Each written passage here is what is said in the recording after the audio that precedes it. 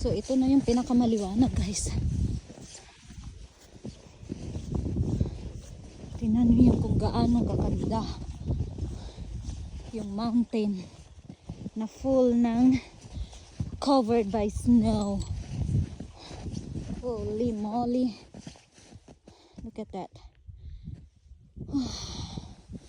It's so relaxing.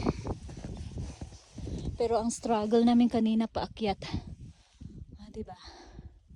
Ang ganda.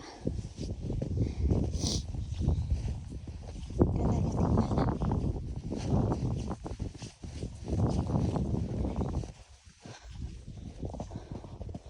Tingnan nyo yan.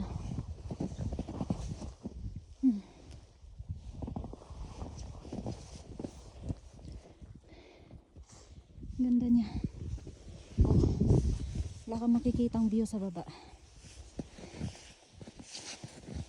Ito yung daanan namin. Binalikan na lang namin yung footstep namin.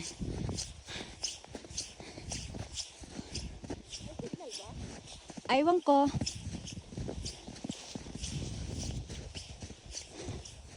Oh, oops. Ganda oh.